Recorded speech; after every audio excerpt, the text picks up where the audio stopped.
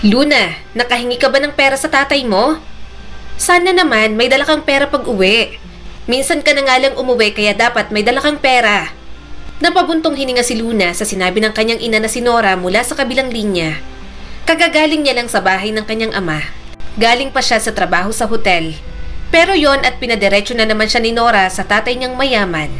Kung hindi pa siya pinadaan, sana kanina pa siyang nakauwi. Isang buwan din siyang hindi umuuwi sa kanila. Nagbabayad lang siya ng bed space dahil mas convenient at mas malapit sa hotel kung saan siya nagtatrabaho. Umuuwi lang siya kapag day off o kaya isahod na. Napabuntong hininga na lang si Luna. Nay, wala naman na po tayong maaasahan sa kanya. Paulit-ulit nyo na lang po akong pinapapunta roon. Nahimigan niya agad ang inis sa mukha nito. Bakit? Nakaharap mo na ba talaga si Arturo? Baka naman si Maricar na naman ang nakaharap mo. Opo, si Ma'am Maricar nga po. Nay, kung ayaw pong humarap sa atin ni tatay, wag na. May trabaho na naman ho ako. Sapat na naman ho siguro yon. Saad ni Luna. Pero patuloy pa rin ang kanyang ina. Sinasabi ko na nga ba? Asungot yung asawa ng tatay mo. Sa susunod, bumalik ka. Kailangan mong makakuha ng pera. Marami tayong utang. Hindi kayanin ang sahod mo. May sarili ka pang gastusin dyan. Napakatamad pa nitong kuya mo. Hirap na nga ako rito kapag wala ka. Hindi ko maasahan. Kinausap ko na tungkol dyan si Arturo. Dapat gumagawa siya ng paraan at hindi nagpapa-under sa asawa niya. Aba Luna, anak ka rin naman niya. Napakagatlabi si Luna. Anak nga siya, pero anak naman sa labas. Naging kabit ang kanyang inang si Nora nang maging kasambahay ng tatay niyang si Arturo. Kung tutuusin, mabait pa nga si Maricar dahil hinahayaan pa silang makalapit kay Arturo. Hindi lang talaga maintindihan ng nanay ni Luna na si Arturo na naman talaga ang napapagod na silang intindihin. Kapag nga pumupunta siya sa bahay nito, si Maricar ang humaharap sa kanya. Halata rin naman na naiinis na sa presensya niya. Kahit mga kapatid niya sa ama, ayaw din sa kanya. At may isang pagkakataon nga na humingi siya ng pera kay Arturo, itinapon pa nito sa mukha niya ang pera.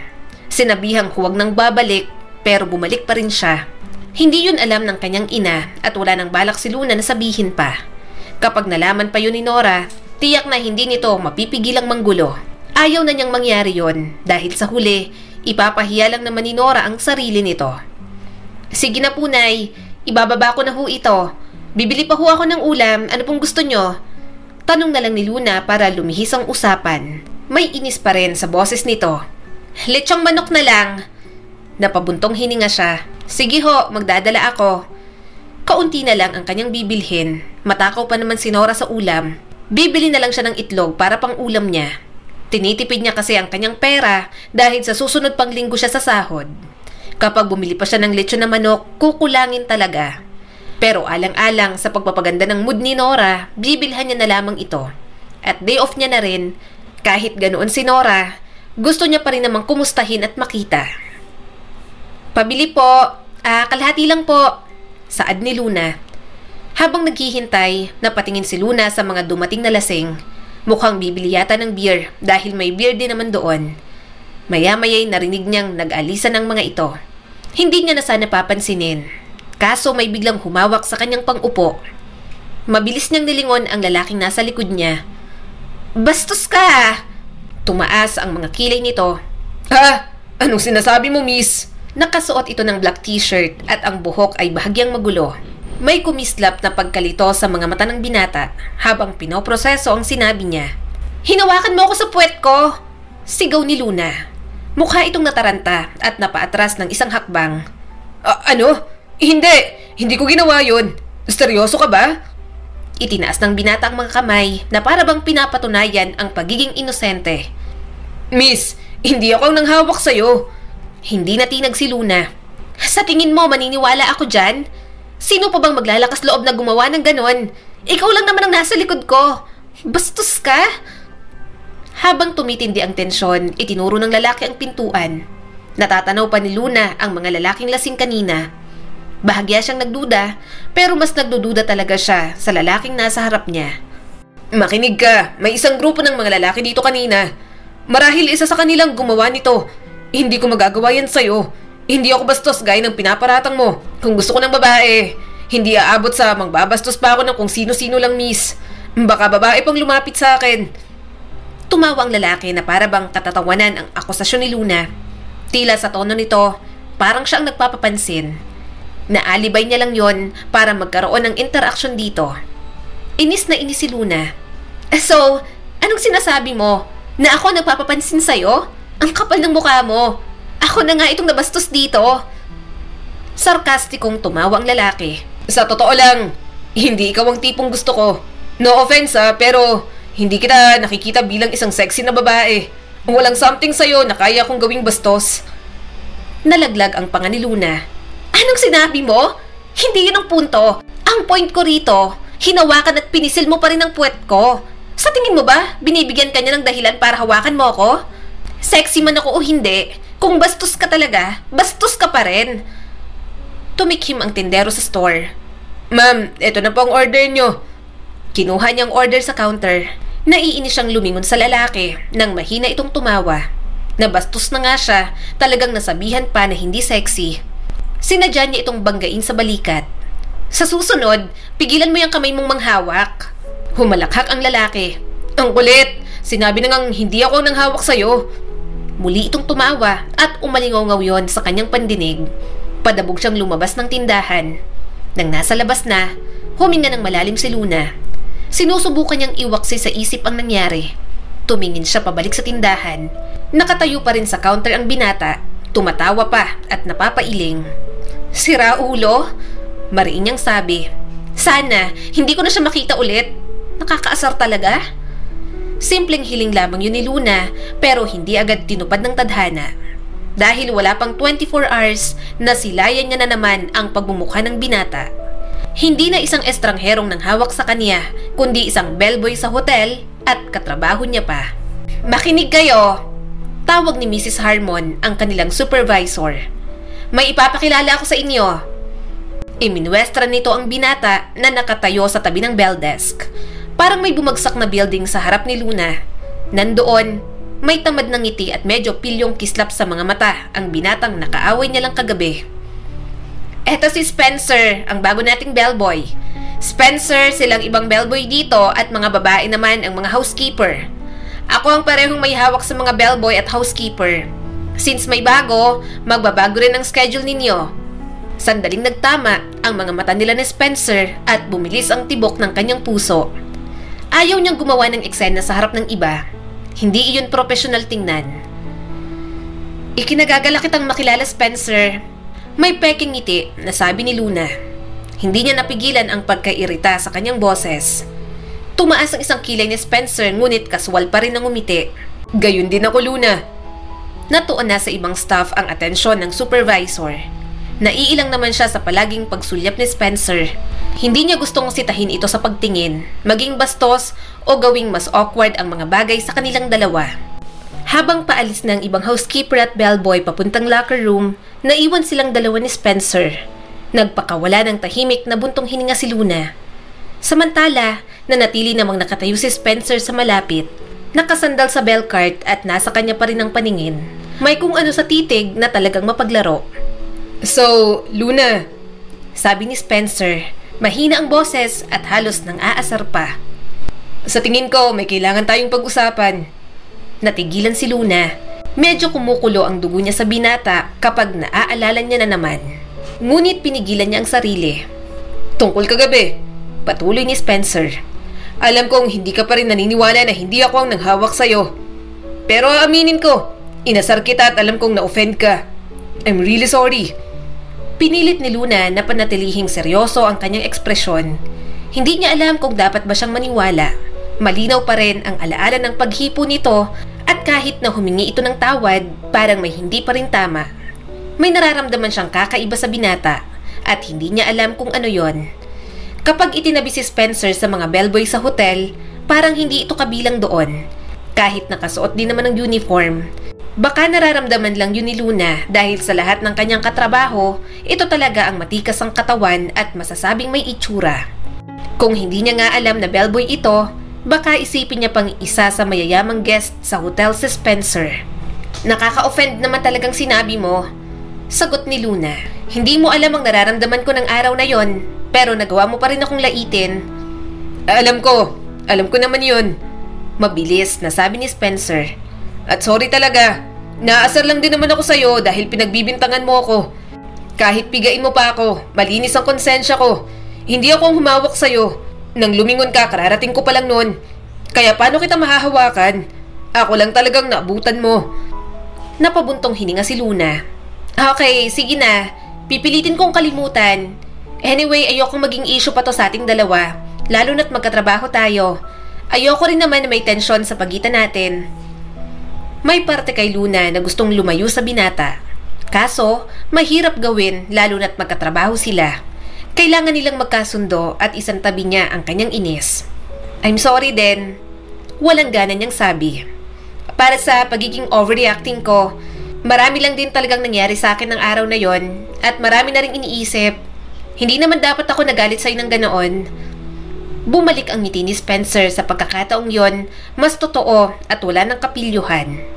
Naintindihan ko. Mabuti na lang, hindi mo ako nasampal. Sige, kung ganon, okay na yata tayo. Saad ni Luna. Focus na lang tayo sa trabaho. Aalis na sana si Luna, pero muling nagsalita si Spencer. Sana maging magkaibigan tayo. Hindi alam ni Luna kung paano sasagutin yon, kaya tumango na lang siya. Hindi naman siya mahilig makipagkaibigan. Simula nang tumigil siya sa pag-aaral, hindi na siya muling nakipagkaibigan. Nabibigo lang din kasi siya sa kanyang sarili na yun lang ang kinahinatnan niya, kumpara sa ibang kaklaseng naging successful na.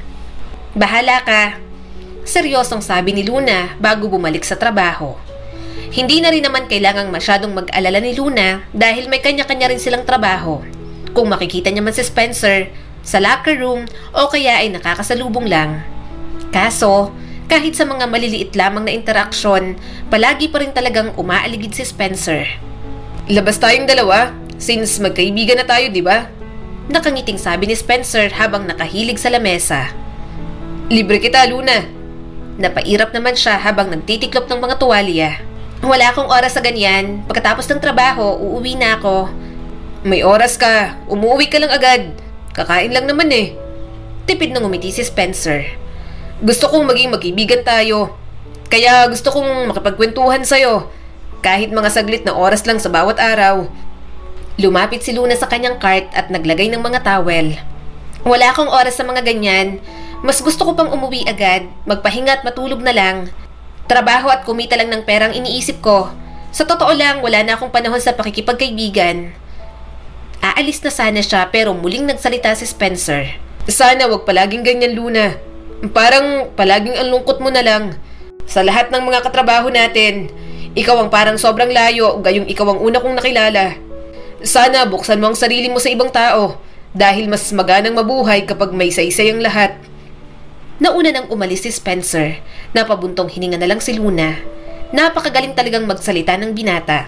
Para sa katulad niyang nakalimutan ng maging masaya dahil sa dami ng problema, hindi na siya sanay na makakilala ng taong gustong mapalapit sa kanya.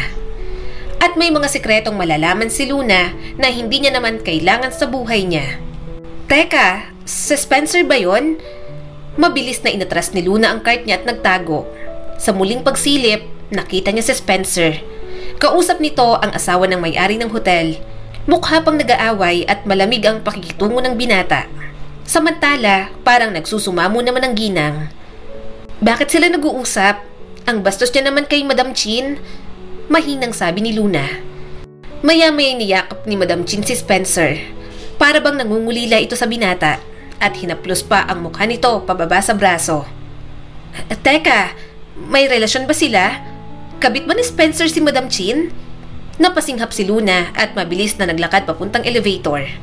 Huminga siya ng malalim. Grabe naman, pumapatol pala si Spencer sa mas matanda sa kanya. Kaya palang bilis niyang nakapasok dito. Kabit pala siya ni Madam Chin. Nabigla si Luna sa nakita. Pero kung sekreto man yun ni Spencer, wala naman siyang balak ipagkalat. Buhay naman ito yon at wala naman siyang pakialam doon. Housekeeping, pwede po bang maglinis ngayon? Tanong ni Luna pagkatapos kumatok. Ilang sandali ang lumipas bago nagsalita ang babae mula sa loob. Sige, pasok ka. Dahan-dahang itinulak ni Luna ang pinto. Pagpasok pa lang niya, nahagip ng kanyang mga mata ang isang pamilya. Ang pamilya ng kanyang ama. Tila nagyelo ang paligid ni Luna. Anong ginagawa mo rito? Gulat na tanong ni Arturo nang makita siya. Napayuko si Luna at humigpit ang hawak sa panglinis. Maglilinis po ako, sir. Dito po ako nagtatrabaho. Tumawa naman si Maricar na asawa ng kanyang ama. Tagalinis ka pala rito. Maid ka din. Mag-ina nga kayo ni Nora. Sinaway naman agad ni Arturo. Huwag na nating dalhin yan dito. Nagbabakasyon tayo. Hayaan mo na si Luna. Baka ma-stress ka lang. Wala naman tayong magagawa kung dito siya nagtatrabaho. Napairap naman ang ginang. Makita ko palang ang babaeng yan. Sira ng araw ko. Matagal ko na namang tanggap na may anak ka sa naging kabit mo. Dahil wala naman ako magagawa. Pero kapag paulit-ulit ko nakikita at nanggugulo pa, lumalabas din naman ang sungay ko. Napabuntong hininga si Arturo. Tama na, Maricar. Huwag mong sirain ang bakasyon. Masaya ang mga bata ngayon. Hindi na nga siya pinansin ng mga ito. Kaso, siya lang ang hindi mapigil ang paningin. Ang kanyang tunay na ama, ang lalaking iniisip niya kung kinarga ba siya kahit isang beses man lang noong bata pa. Tumatawa ito at hawak ang isang maliit na bata sa mga bisig. Nasa harap ni Luna ang pamilyang hindi siya kailanman magiging bahagi. Sinalubong siya ng mga mata ng kanyang ama. Napawi ng ilang segundo ang ngiti nito. Napalunok si Luna at bahagyang nakaramdam ng inggit. Isang pamilya. Isang tunay na pamilya na talagang masaya. Mga magulang na nagmamahalan, mga anak na inaalagaan. Isang bahay na puno ng tawanan. Hindi niya naranasan ang lahat ng iyon. Ano na lang ba ang mayroon siya? Isang nanay na lubog sa utang at naging kabit ng kung sino-sinong lalaki. May kuya nga siya, batugan at wala namang dulot sa buhay niya. Nasasaktan pa si Luna minsan kapag lasing. Nandito na raw si Emily, paakyat na. Narinig niyang sabi ni Maricar. Maya-may bumukas ang pinto. Napatingin siya kay Spencer na may mga dalang gamit. Napangiti agad ang binata nang makita siya. Kaya lang, nawala yon nang mapatitig ito sa kanyang mga mata. Anong problema? Mahinang tanong nito nang bahagyang makalapit. Umiwas siya ng tingin. Anong ginagawa mo rito? Tanong bigla ni Emily nang makita siya. Emily! Saway ni Arturo. Naiirita pa rin ang kapatid niya sa ama. Akala ko ba, bakasyon natin to as a family. Anong ginagawa ng anak ng kabit na to dito? Sinubukan pa rin ni Luna maging kalmado. Welcome to Crystal Starlight Hotel. Housekeeper po ako rito, ma'am. Sumikip ang dibdib ni Luna. Nararamdaman niyang kirot ng mga salita ni Emily sa kanya. Idagdag pang napahiya siya sa harap ni Spencer. Akala ko, 5-star tong hotel na to. Dapat hindi sila tumatanggap dito ng mga malalanding katulad mo. Homewrecker, anak ng kabet at mukhang pera. Sabi pa ni Emily. Naramdaman niyang magsasalita si Spencer, kaya inunahan niya na. Tapos na po ako maglinis. Enjoy your stay, ma'am, sir. Hinawakan ni Arturo ang anak nito. Emily, tumigil ka. Ginagawa lang ni Luna ang trabaho niya. Sige na, makakaalis na kayo. Salamat. Lumabas siya ng kwarto. Si Spencer nang nagsara ng pinto para sa kanya. Napasandal si Luna sa dingding, hindi na pinapansin kung pinagmamasdan siya ng binata. Ipinikit niya ang kanyang mga mata. Sinusubukang itaboy ang imahe ng kanyang ama kasama ang masaya nitong pamilya. Huminga siya ng malalim at tumingin kay Spencer. Siguro alam mo naman ang rules and regulations nating mga staff ng hotel. Kahit ganun sila, maging polite pa rin tayo sa kanila. Ramdam ko kanina gusto mong mangialam at sumagot. Hindi pwede yon. Pasalamat ka't napigilan kita. Kung hindi, siguradong siba ka na sa trabaho at baka madamay pa ako. Umigting naman ang panga ni Spencer. Hindi ko naman hahayaang mangyari yon. Umismid si Luna. Hindi hahayaan? Ano ka? Boss dito? Oo, saad ni Spencer. Napailing si Luna. Iniisip siguro ni Spencer na may kapangyarihan ito sa hotel dahil kabit ni Madam Chin. Malakas ang loob na lumabag dahil may malakas na connection sa boss nila. Gayunpaman hindi niya matatanggap yon. Mas gusto niya pang matanggal sa trabaho kaysa humingi ng tulong kay Spencer. Natawa lang si Luna. Ewan ko sa'yo, pasalamat ka at pinapaalalahanan kita. Mahirap maghanap ng trabaho ngayon. Ayoko rin naman na matanggal ka dahil lang gusto mo akong ipagtanggol. Isa pa, baka may magalit. Iniisip ni Luna na kapag nalaman ni Madam Chin na ipinagtatanggol siya ni Spencer, magseselos lang ito. Baka yun pang maging dahilan sa pagkasibak niya sa trabaho. Pero bakas pa rin ang inis sa mukha ni Spencer. Sino ang mga yun? Pamilya mo ba sila? Hindi. Sagot naman niya. Hindi naman nila ako kinokonsiderang pamilya. Tatay ko lang yung nandun, pero hindi naman nila ako tanggap. Sige na, balik na tayo sa trabaho. Huwag na nating pag-usapan. Tinawag pa siya ng binata. Luna!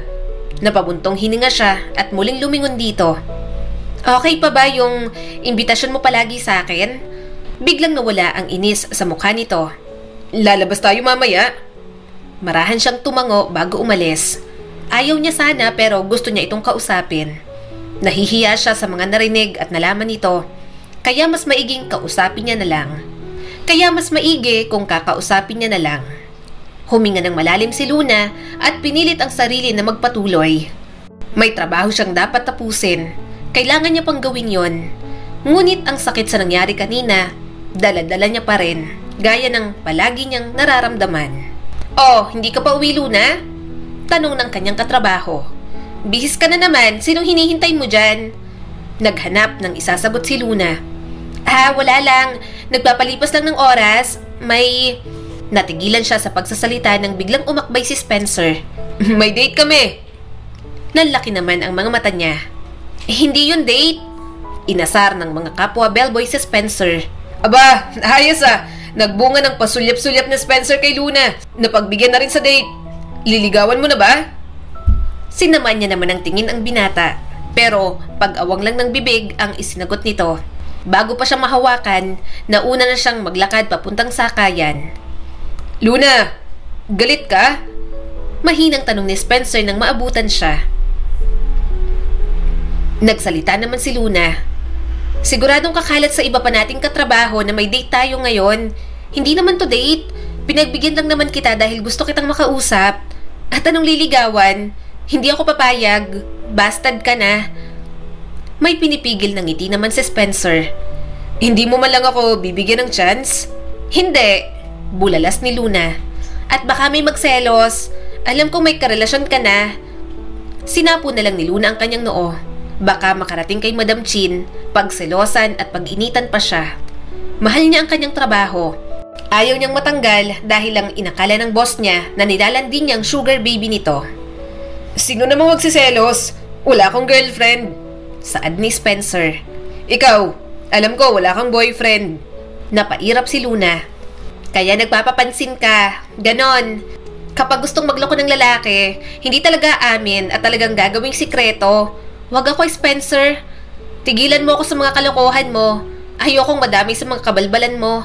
Hindi naman ako magloloko. Namulsa ang binata at mahinang tumawa. Sino bang may sabi na liligawan kita? Sila naman ang may sabi. Hindi naman ako. Nag-init ang mukha ni Luna. Oo nga naman. Wala naman nga sinabi mismo si Spencer. Napabuntong hininga siya at tumigil na sa paglalakad. Sorry, pero kung may bala ka man, wag na sana, Spencer. Bili ni Luna rito. Dahil hindi rin naman ako magpapaloko sa'yo. Hindi pa nga, nagiging tayo. Maluloko na agad ang tingin mo sa akin. Tumaas ang mga kilay nito. Bakit ayaw mong maligawan? Hindi pa nga ako nagsisimula, busted na agad. Ang sakit naman ng Luna. Wala yan sa priority ko. Sagot na lang niya. Gusto naman magkaroon ni Luna ng boyfriend, ng asawa, magkaroon ng mga anak, magkaroon ng sariling pamilya. Kaso, hindi niya alam kung kaya niya bang gawing masaya yon. Marami siyang takot sa buhay. Sa katulad niyang pangit ang nakalakihan, hindi niya sigurado kung kaya niya bang bumuo ng sariling pamilya. Hindi buo si Luna, kaya baka kapag nagkaroon siya ng mga anak, matulad lang sa kung paano siya pinalaki ng kanyang ina. Halika na, kumain na tayo. Gusto ko ng beer at sisig. Saad niya na lamang. Mahina naman itong tumawa. Umiinom ka? Umiling si Luna. Beer lang, pero isang bote lang. Hindi naman ako lasinggera. Ngumiti naman si Spencer at hinila ng kanyang kamay. Ayaw niyang mapalapit kahit kanino, pero pagbibigyan niya muna ang sarili sa pagkakataong iyon. Hahayaan muna ni Luna na makapahinga ang sarili mula sa dami ng mga iniisip. Madalas ka rito? Tanong ni Luna. Umiling si Spencer. Hindi, first time ko rito. Pero madalas kong nakikita kapag dumadaan. Gusto kong subukan, nakasama ka. Kaya nga madalas kitang inaaya. Tinatanggihan mo lang naman. Dinala siya ni Spencer sa bagong bukas na ihawan. Marami ring umiinom at nagsasaya sa paligid. Bumili si Spencer ng inihaw na pusit, manok at sisig para sa kanila. Nang dumating ang order, marami siyang napansin sa binata. Pinunasan agad nito ang kubyertos gamit ang tissue. Pati labi ng bote ng beer, pinunasan din nito. Ang arte mo naman. Hindi napigilang sabi ni Luna. Natigilan naman si Spencer at medyo natawa. Nasanay lang. May napansin din siya sa relo ng binata. Mukhang mamahalin at kahit cellphone ganoon din. Bag, damit, pantalon at sapatos. Parang lahat branded at mamahalin. Lihim siyang napairap. Ayaw niya pa naman sa mga lalaking maluluho kahit sapat lang naman ang kinikita. Marami siyang kilalang ganoon. Maluho ka pala? Hindi niya napigilang komento at nagsimulang kumain. Paano mo naman nasabi? Tanong ni Spencer. Inginuso ni Luna ang mga gamit nito. Mamahalin ang mga gamit mo. Sa sahod natin, alam kong hindi ka makakabili ng ganyan. Huwag mong sabihin may girlfriend kang sugar mommy mo. Naibuga naman ng binata ang beer na iniinom. Wala. Tumawa na lang si Luna. Para sa kanya, nagsisinungaling ang binata. Hinuhuli niya lang naman. Mabuti at may alam siyang sikreto rito. Patas na lang din siguro sila dahil nalaman ni Spencer na anak siya sa labas at anak ng nanay niyang naging kabit. Iniisip mo bang may sugar mommy ako? Pinunasan ni Spencer ang bibig. Kaya ba ginigiit mong may girlfriend ako? Wala akong karelasyon at mas lalong wala akong sugar mommy. Tumango na lang si Luna at kumain. Naintindihan ko naman. Oo, alam ko na may mga bagay na kailangang itago at hindi sabihin sa iba. Hindi naman kita hinuhusgahan. Mas lalong naging seryoso ang mukha ni Spencer. Ano bang iniisip mo sa akin? Na may sugar mommy nga ako? Napabuntong hininga si Luna. Mamahalin ang mga gamit mo. Baka yung iba branded pa. Alam kong hindi mo kayang bumili ng ganyan. Gamit lang ang sahod natin. Kahit mag-ipon ka pa sa loob ng 1 taon. Promise, hindi ko ilalabas ang sekreto mo. Napamura na lang ng mahina ang binata. Wala akong karelasyong sugar mommy. At itong mga gamit ko. Pinutol agad ni Luna ang gusto nitong sabihin. Basta magtago ka rin ng sekreto para sa akin. Sandali namang natigilan si Spencer. Anong ibig mong sabihin? Siguro alam mo naman na hindi ako masyadong nakikisalamuha sa mga katrabaho natin. Marahan niyang saad at tumingin sa binata. Iyon ay dahil ayoko na rin talaga ng masyadong kaibigan. Noong elementary at high school ako, palagi akong inaasar at inaayawan kasi kabit ng kung sino-sino ang nanay ko. Maraming nagkakagusto sa aking lalaki kaya iniisip nila, nilalandi ko. Pero wala naman akong pinapatulan. Hinuhusgahan lang nila ako. Kasi ganun ang nanay ko, Spencer. Napayuko si Luna pero nagawa pa rin magpatuloy. Kaya hirap na hirap akong tanggapin ang pagkakaibigan mo. Dahil bukod sa hindi ako naniniwalang pwedeng maging magkaibigan ng babae at lalaki, wala na rin akong ganang makipagkaibigan. Nagkaroon ako dati, pero nawala lang sa akin at sinaktan lang din ako. Hindi ko rin naman masisisi, kasi naging kabit si nanay ng papa niya, Spencer. Nasira ang pamilya nila dahil sa nanay ko. Namungay ang mga mata ni Spencer. Salamat at sinabi mo sa akin yan, Luna. Pakiramdam ko, pinagkakatiwalaan mo ko. Humigpit ang hawak ni Luna sa bote ng beer. Nahihirapan na akong magtiwala sa ibang tao. Pero kailangan kong gawin sa'yo kasi alam mong anak ako sa labas ng tatay ko. Bunga ako ng pagtataksil at pakiramdam ko kahit anong gawin ko, sirang-sira pa rin ang pagkatao ko. Sa lugar na to, sa pinagtatrabahuhan natin, wala namang nakakaalam kung saan ako nanggaling. Hindi ako nagkwento kaya hindi nila ako mahuhusgahan. Hindi nila alam na anak ako ng isang kabit at isang tatay na walang pakialam sa akin. Lumagok ng beer si Luna. Matagal-tagal na rin simula nang may makausap siya katulad ng sandaling yon. Pakiramdam niya, habang sinasabi niya kay Spencer lahat, nalalantad na ang kanyang buong pagkatao. Nilagyan ni Spencer ng inihaw ang kanyang plato. Bakit sa tono mo parang ikaw ang may kasalanan? Wala kang ginagawang masama, Luna. Hindi mo kasalanan ang mga ginagawang pagkakamali ng mga magulang mo. Hindi rin naman ikaw ang pumili sa kanila. Wala ka dapat ikatakot. Husgahan ka man nila. Hanggang doon na lang yun. Pagkatao ng nanay at tatay mo yon at hindi naman sa'yo. Lumandas agad ang luha sa mga mata ni Luna na agad niya namang pinunasan. Huwag mo sanang sasabihin sa iba. Tumango ito at pilit nang umiti. Oo naman, hindi ko sasabihin. Anong tingin mo sa akin, chismoso? Safe sa akin ang mga nalalaman ko sa'yo. Sige na, kumain ka na. Simula ng gabing yon, naging mas malapit pa sila sa isa't isa ni Spencer. Naging magaan ang loob niya rito at madalas niya na itong kasamang lumabas. Kapag nag-aaya ito nakakain sa labas, nahihirapan siyang tanggihan. Palagi mo na lang akong nililibre. Hindi ba nauubos ang pera mo, ha? Tanong niya rito. Tumawa naman si Spencer. Hindi, mag-isa lang naman ako sa buhay. Kasya naman ang sinasahod ko. Napakagatlabi si Luna. Hindi ba nagagalit ang girlfriend mo na ginagastos mo ang pera mo sa ibang babae? Wala nga akong girlfriend. Saad ng binata. Kung may girlfriend ako, wala sana ako sa harap mo ngayon. Umismid naman si Luna. Parang sinabi na rin ng binata na type siya nito at nandun ito sa harap niya dahil gusto nga siyang mas makilala at makasama pa. Sige na, aminin mo na. Alam ko namang nahihiya ka lang, Spencer. Giit pa ni Luna. Alam kong ginawa mo lang siyang girlfriend para may sumustento sa mga luho mo. Naiintindihan naman kita. Kaso hindi ka ba nagigilty? Sa ibang babae mo ginagastos ang perang nakukuha mo sa kanya. Alam kong gusto mo ako at nararamdaman ko yon. Mabuti na lang at hindi ako mangmang para patulan ka. Umawang naman ang bibig ni Spencer. Ano ba yung sinasabi mo? Kaya ba ayaw na ayaw mo sa akin? Kasi naniniwala ka may girlfriend ako at sugar mommy pa? Tumango naman agad si Luna. Oo, kahit gano'n ang setup ng relasyon ninyo, dapat magpakatao ka pa rin. Pahalagahan mo pa rin ang mga ginagastos niya sa'yo. Naiintindihan kita kasi naging kabit din ng nanay ko. Sarkastikong tumawa si Spencer at hindi rin makapaniwala. At ngayon, naging kabit pa ako sa paningin mo. Sobrang sama ba ng tingin mo sa akin para maging ganyan ka? Nung una, pinaratangan mo akong bastos kahit hindi naman talaga akong humawak sa puwet mo. Ngayon naman, sinasabi mong may sugar mommy ako, kabit at nanghuhutot ng pera? Tumango ulit si Luna. Totoo naman yun, di ba? Huwag kang mag-alala. Safe ang secret mo sa akin. Hindi yun ganon. Naiinis ng bulyaw ni Spencer.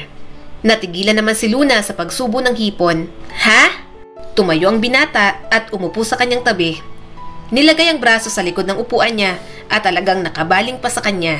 San mo nakuha na may girlfriend ako? May sugar mommy at kabit ako? Seryosong tanong nito. Napalunok naman si Luna. Nakita ko. Saan at anong nakita mo? Tumaas ang isang kilay ni Spencer. Kabit ka ni Madam Chin, di ba?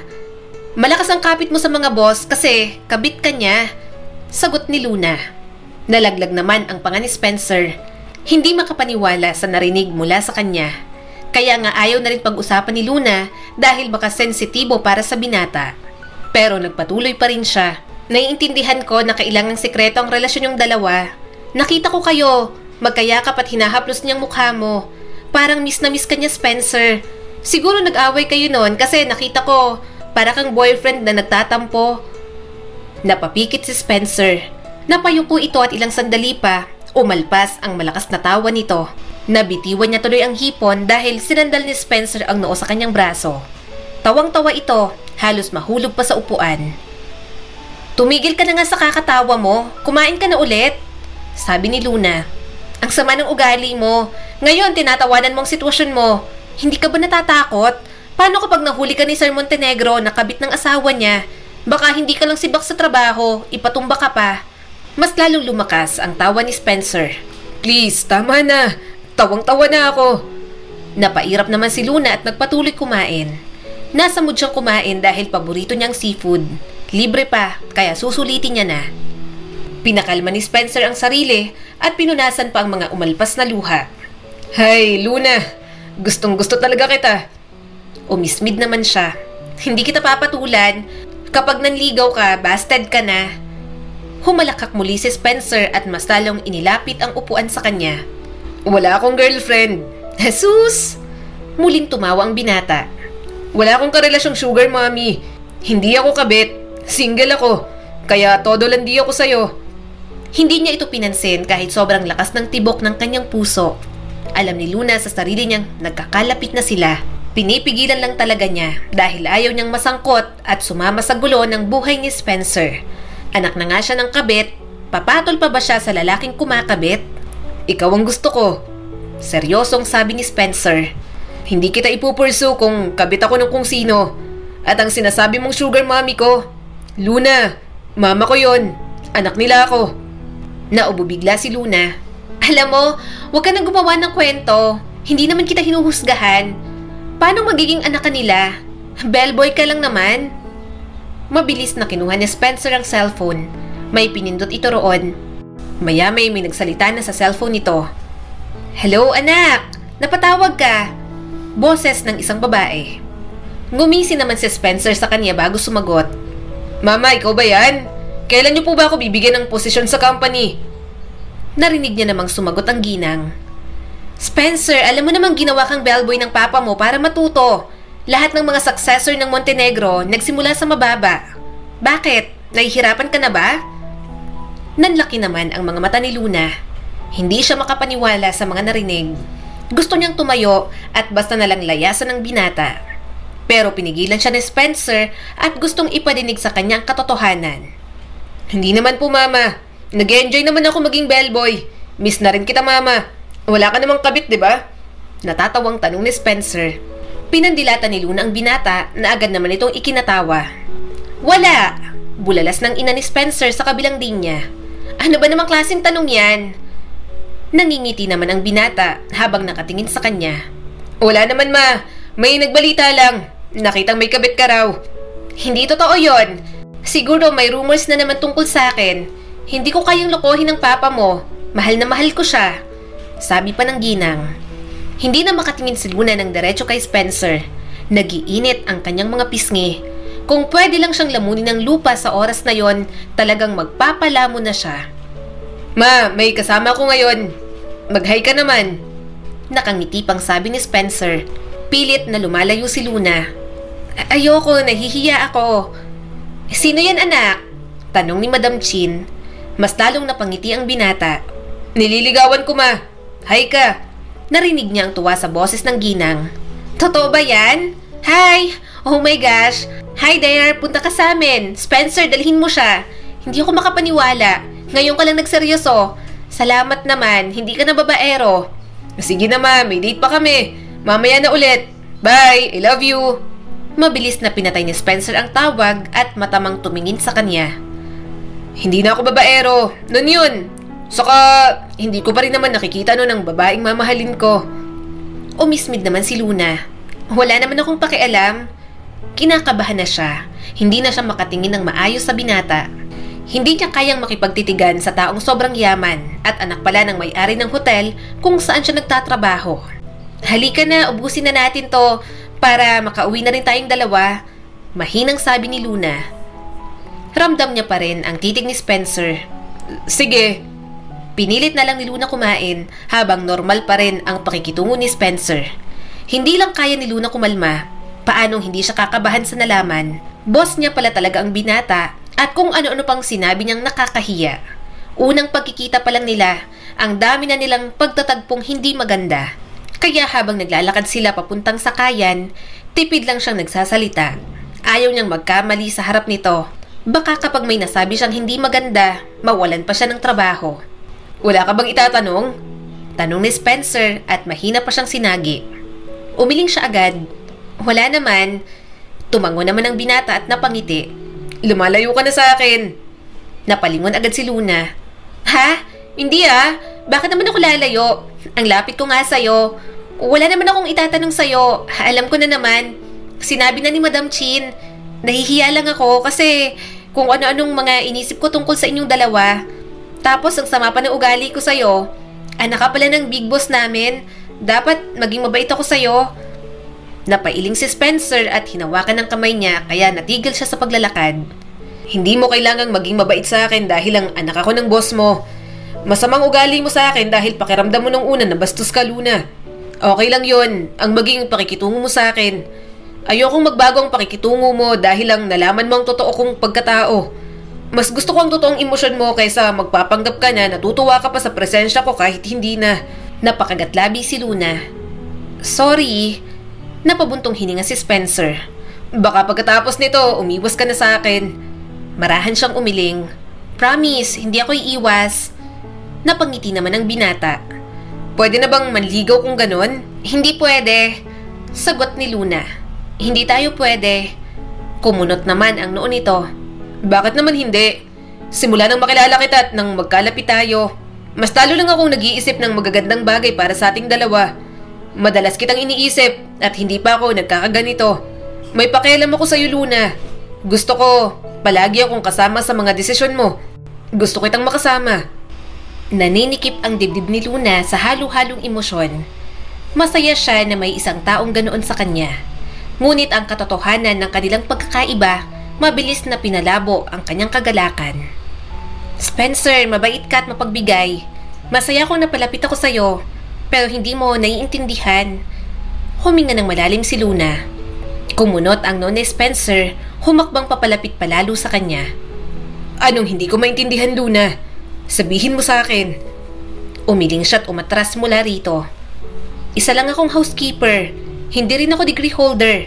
Magulang buhay ko. Hindi ako lumaki sa maayos at masayang pamilya. Wala rin akong maipagmamalaki. Hinaplos nito ang mukha niya. Di ako ang magbibigay sa'yo ng masayang pamilya. Napasinghap naman si Luna at mas lalong namula. Hindi naman ganun kasimple yon. At anong pamilya? Ngumiti naman si Spencer. Ano bang tingin mo? Manliligaw ako para lang maging girlfriend ka? Ngayon lang ako nanligaw ng babae. At alam mo ang ibig sabihin nun? Iniisip ko na rin na ikaw ang mapapangasawa ko. Mata niya itong tiningnan. Mayaman ka. Galing sa maayos na pamilya. Anak ka ng amo ko. Nagmula ka sa isang mundo. Ibang mundo na hindi naman ako kabilang, Spencer. Lumambot ang ekspresyon ni Spencer. Luna, wala sa akin yon. Wala sa akin ang estado sa buhay. Anong ibang mundo? Kung pagiging mayaman ko ang problema mo, ibibigay ko pa sa'yo yon. Hindi naman mahalaga yun, Luna. Pero dapat mong isipin, sabi niya at isang mapait na tawa ang kumawala sa kanyang labi. Mahalaga yon. Galing ako sa magulong pamilya. Anak pa ako ng nanay ko kasi naging kabit siya ng tatay ko. At ang nanay ko, hindi pa rin tumitigil sa paninira ng ibang pamilya. Pero kahit ganun siya, mahal ko pa rin si nanay at hindi naman pwedeng pabayaan. Ako lang ang tanging nakakaintindi sa kanya. Umiling si Spencer. Wala kang kailangang pakawalan para sa akin. Tanggap ko ang lahat tungkol sa'yo. Pangit man o maganda. May options ka naman, Spencer. Sandaling kumislap sa mga mata ni Luna ang pangamba. Gusto mong marinig ang totoo? Nagsisimula na akong mahulog sa'yo pero natatakot ako. Natatakot akong hindi ako ang babaeng kailangan mo. Lumapit si Spencer at dahan-dahang hinawakan ang kamay niya. Luna, makinig ka sa akin. Wala akong pakialam sa alinman sa mga yon. Wala akong pakialam kung maraming options para sa akin. Ikaw lang ang gusto ko. Ikaw na babaeng nakatayo sa harap ko ngayon. Ang babaeng nagpapangiti sa akin kahit wala ka pang ginagawa. Yun lang ang mahalaga sa akin. Bumilis ang tibok ng puso ni Luna. Pero ang pamilya mo... Ang pamilya ko? Pinutol ni Spencer ang kanyang sinasabi. Wala rin silang pakialam sa status ng buhay ng babaeng mamahalin namin ng kapatid ko. Bakit? Nang malaman ba ni mama kanina na kasama kita, tinatanong niya ba kung galing ka sa mayamang pamilya? Hindi naman, di ba? Natutuwa lang siya na may minamahal na ako at nagseseryoso na. Tatay ko, nanay ko, hindi nila kami tinuruang maging matapobre. Tingnan mo nga, bellboy lang ako. Nakikihalubilo sa inyo dahil gusto nilang maging mapagkumbaba pa rin kami, Luna. Kung nag-aalala ka na hindi ka nila matatanggap, pangako ko, mamahalin ka din nila dahil mabait ka, totoo. Napuno ng emosyon ang mga mata ni Luna. Gusto niyang maniwala kay Spencer. Gusto niyang hayaan ang sarili niyang mahulog pa dito. Ayokong masaktan ka, Spencer. Mahina niyang sabi. Baka mabigo lang kita pagtagal at hindi ko na mamit lahat ng inaasahan mo sa akin. Hinawakan nito ang kanyang kamay. Hindi mo ako masasaktan. Pangako ko, Luna, kung bibigyan mo ako ng pagkakataon, papatunayan ko ang sarili ko sa'yo. Sa loob ng mahabang saglit, natahimik sila pareho. Marahan siyang tumango.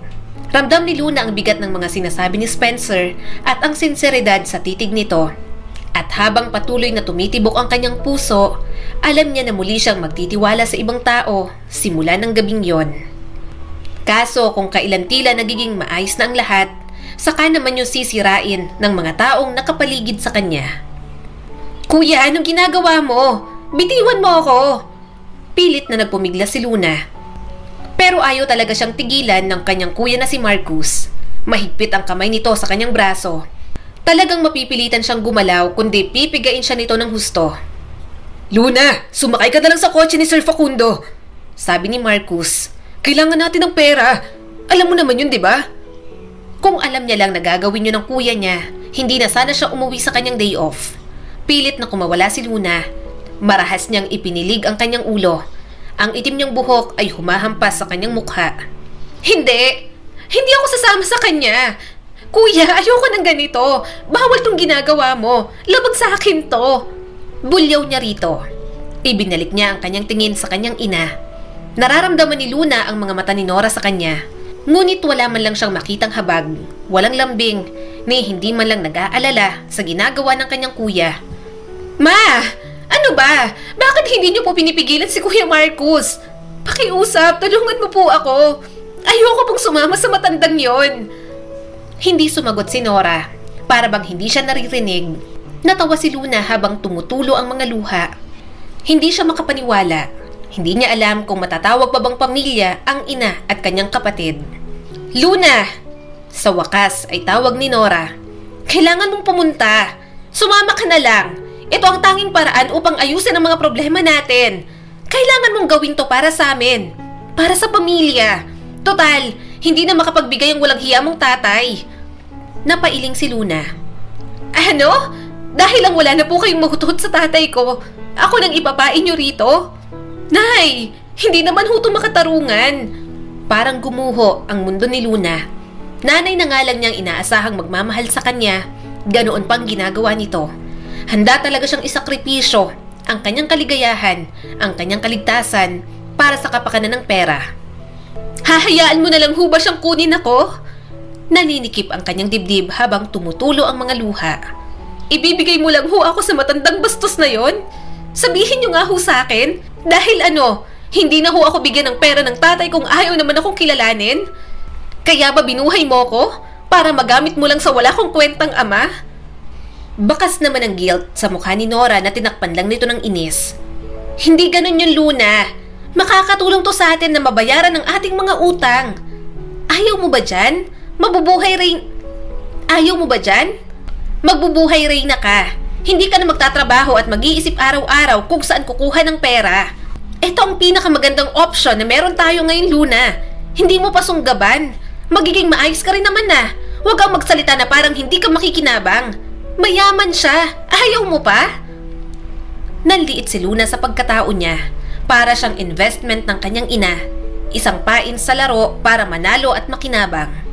Sunod-sunod na namang tumulo ang kanyang mga luha. Mas lalo siyang hinila ng kanyang kapatid. Luna, itigil mo na yung pagiging makasarili mo. Sa tingin mo ba may choice ka pa? Ito lang ang tanging paraan. Umayon ka na lang. Nanginginig ang katawan ni Luna sa galit. Gusto niya pang sumigaw, lumaban, ngunit wala namang silbi yun. Nakatayo doon ang kanyang ina, walang pakialam. Desidido ang kapatid niya na ibigay sa matandang naghihintay sa kanya. Huwag kang mag-alala, Luna. Aalagaan naman kita eh. Nakangiti pa sa kanya si Facundo. Hindi siya nagsalita. Kumuyom ang kanyang mga kamao. Kailangan niyang mag-isip ng maayos. Iuuwi kita sa bahay ko. Hinaplos ni Facundo ang kanyang braso. Magiging buhay Reyna ka ron. Ipapasyal kita kahit saan mo gusto. Kahit sa ibang bansa pa. Ang tagal-tagal na kitang pinagpapantasyahan, Luna. Sa wakas, nasa akin ka na. Pilit siyang nagsumiksik sa pinto ng sasakyan nang bigla itong lumapit at muntik na siyang halikan. Saglit lang. Tumigil naman ito at matamis na ngumiti. Bakit? Luna ko. Malayo ang bahay mo rito, di ba? Tanong niya. Magagabi na rin kasi mahiluhin ako sa biyahe. Baka magsuka ako.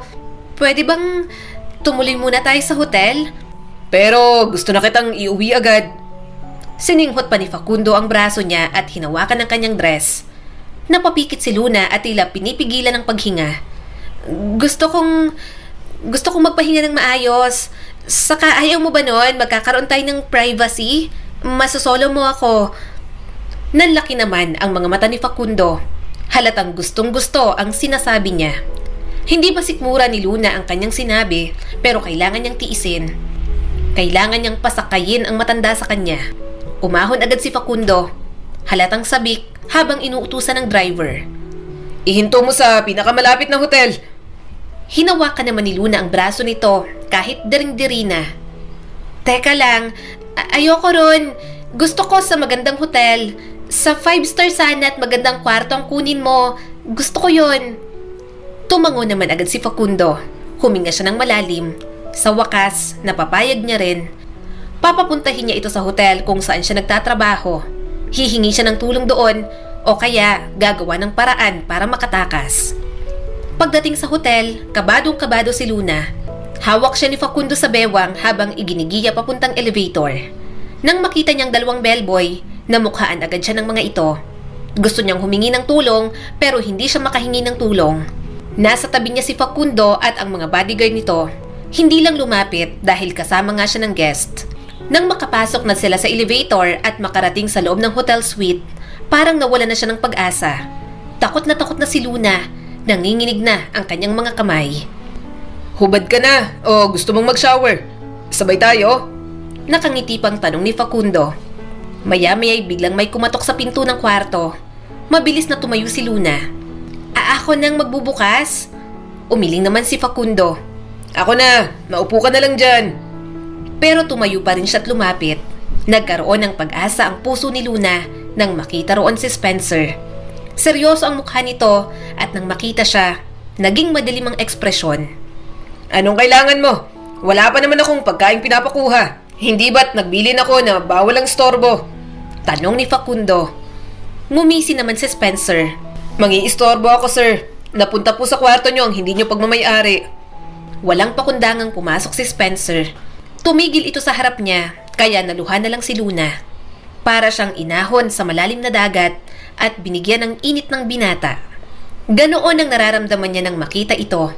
Hinawakan ni Spencer ang kanyang kamay ng mahigpit. Kukunin ko lang ang hindi sa'yo, sir. Naligaw dito. Humarang naman agad si Facundo, halatang galit na galit. Anong ginagawa mo? Bitiwan mong asawa ko. Tumawa naman ng mapang-asar si Spencer. Bakit? Kinasal kayo? Sa'yo? Pinatulan ka ba? Bakit mukhang napipilitan si Luna? Kumunot ang noon nito. Kilala mo siya? Luna, sinadya mo ba to? Anong, hindi pwede to. Akin na siya. Malaki nang nagastos ko sa kanya. Hindi mo siya pwedeng kunin sa akin. Ang dami ko ng perang na ibigay sa kapatid niya. Malakas na sinapak ni Spencer si Facundo. Hinila siya ng binata palabas. Nang nakalabas na sila, nagulat siya nang mapatumba ng mga guards ng hotel ang mga guards ni Facundo. Maya-maya'y nakarating na sila sa isang suite. Mas maganda kesa sa kinuha ni Facundo. Para nang ang isang magandang bahay iyon. Mukhang doon tumutuloy si Spencer. May mga tinawagan ito. Kunot na kunot pa nga ang noo. Pagkatapos ng tawag, nilapitan siya muli ni Spencer at pinaupo sa kama. Ano nangyari? Bakit kasama mong matandang yon? Kilala ko siya dahil minsan ang nakadil ng mga magulang ko. Alam ko ang mga hilig niya sa mga babae. Kaya nang sinabi sa akin ni na Empoy at Arnold na nakita ka nila kanina, hinanap agad kita. Pinunasan ni Luna ang mga luha. Sinadya ko talagang magpadala rito para makahingi ng tulong. Wala na kasi ako maisip na paraan. Pinilit kasi ako ng kuya ko. Parang binenta niya ako kay Facundo. Humingi ako ng tulong kay nanay. Kaso, suportado niya lang ang kuya ko. Spencer, hindi ko inasahang ginawa nila sa akin yon. Mahigpit siyang niyakap ni Spencer. I'm sorry. Hindi mo deserve to. Akong bahala sa'yo, ha. Hindi ko nahahayaang mangyari pa ulit yun sa'yo. Dito ka lang, Luna. Pwede kang magstay dito. Huwag ka munang magtrabaho. Hindi mo na kailangang matakot. Ako ang bahala sa mga taong gumawa sa'yo nito. Nagtiwala si Luna sa mga salita ni Spencer. Nanatili na muna siya sa hotel dahil sa nangyari. Kahit mga katrabaho niya, nagulat nang malaman ang tunay na katauhan ni Spencer. Kaya natatawa na lang siya sa reaksyon ng mga ito. Katulad lang din ng sa kanya. Kaya lang kahit nandoon siya, hindi niya maiwasang mag-alala. Iniisip kung ano nang nangyari kina Nora at Marcus. Maya-maya'y may kumatok sa kanyang kwarto. Mabilis namang tumayo si Luna at pinagbuksan ng binata. Spencer, pumasok ito sa loob at bahagya siyang niyakap. Kumusta ka na? Hindi ka ba naboboring? Umiling naman si Luna. Hindi naman. Ang totoo niyan, naglinis ako sa mga hotel room. Nanlaki ang mga mata nito. Ano? Hindi ba sinabi ko na hindi mo na kailangan magtrabaho? Sana nagpahinga ka na lang. Kung naiinip ka, pwede kang manood ng TV, mag-swimming sa ibaba, magsabi ka lang sa kanila para ma-assist ka. Napabuntong hininga si Luna. Mas nagiging klaro kasi ang isip ko kapag naglilinis ako. Mabuti nga, pinayagan ako ng supervisor. Papayagan ka nun, alam niyang girlfriend na kita. Nakangiting sabi ni Spencer at unti-unting namulang mga tenga. Napailing si Luna. Kahapon pa kita sinagot. Hanggang ngayon, kinikilig ka pa rin? Tumawa naman si Spencer at pinanggigilan siyang yakapin.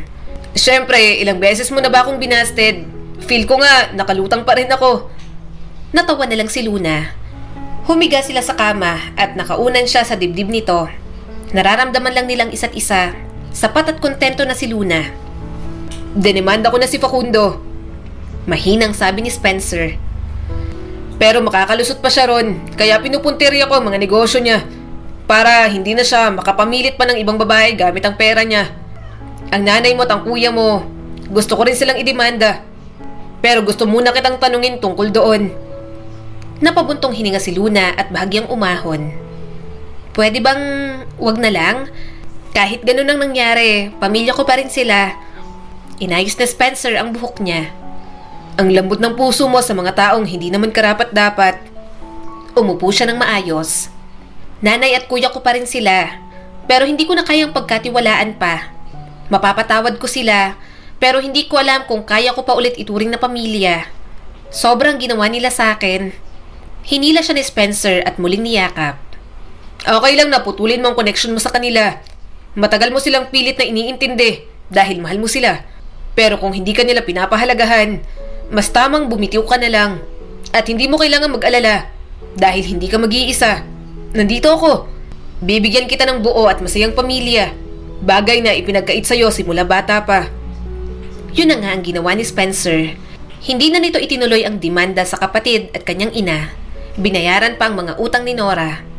Hindi po ako nandito para ibalik sa inyo si Luna. Seryosong saad ni Spencer sa kanyang ina. Gusto ko lang ipaalam na ikakasal na po kami. At sinasabi ko po yun sa inyo dahil nanay pa rin kayo ni Luna. Bahagya namang ngumiti ang kanyang ina. Talaga? Ikakasal kayo? Aba, tiba-tiba ka dito, Luna. Sure na hindi ka maghihirap. Pogi pa. Napayuko si Luna. Nahihiya siya sa mga pinagsasasabi ng kanyang ina sa harap pa talaga ng taong mahal niya. Pero sa halip na ma-turn off, hinawakan pa ni Spencer ang kanyang kamay. Nagpatuloy ang kanyang mapapangasawa. Pero hindi po ibig sabihin nun, may karapatan pa po kayong guluhin si Luna. Hindi ko na po hahayaan yon. Ayoko po na kahit anong magdudulot ng pasakit sa mapapangasawa ko. Hindi ko po tinuloy ang kaso dahil nakiusap sa akin si Luna. Pero hindi ko pa rin mapapalagpas ang ginawa niyo sa kanya. Gusto ko pong bigyan ng masayang pamilya si Luna. At ayoko pong maalala niya ang mga pangtatraidor na ginawa niyo sa kanya. Tama na po ang paggamit sa anak ninyo. Tao po si Luna. Hindi po isang bagay na pwede niyong ipain o ibenta kapalitang pera. Tiningnan ni Luna si Spencer. Mas lalo niyang minamahal ang kanyang mapapangasawa. Sa mga sinabi nito, tila hindi niya kailangang mag-guilty kung nahihirapan man siyang mapatawad ang kapatid at kanyang ina. Nakilala ni Luna ang pamilya ng binata. Tanggap na tanggap siya ng mga ito at wala siyang naramdamang panghuhusga. Mas tinuturing pa nga siyang anak ng ina ni Spencer. Kaya natatawa na lang siya. Wala kasi itong anak na babae, kaya siya ang hinihila sa kung ano-anong kaartihan at gawaing pambabae. Hindi nagtagal, ikinasal na nga sila ni Spencer. Wala man siyang kahit na sinong kapamilya na dumalo, wala mang naghatid sa altar, masaya pa rin si Luna. Hindi lang si Spencer ang ipinangako sa kanya, kundi isang masayang pamilya na matagal niya nang gustong madama. Ang kwentong ito ay nagpapaalala sa mga magulang na anuman ang paraan ng pagpasok ng ating mga anak sa ating mga buhay, kapag nandyan na, sila na ang magiging pinakamalaking responsibilidad natin. Kaya sana'y ituring natin sila bilang pinakamahalagang regalo ng may kapal sa atin. Muli, eto po si Skylar Guro at sana'y may bago na naman kayong natutunan sa kwento natin ngayon. Maraming salamat po.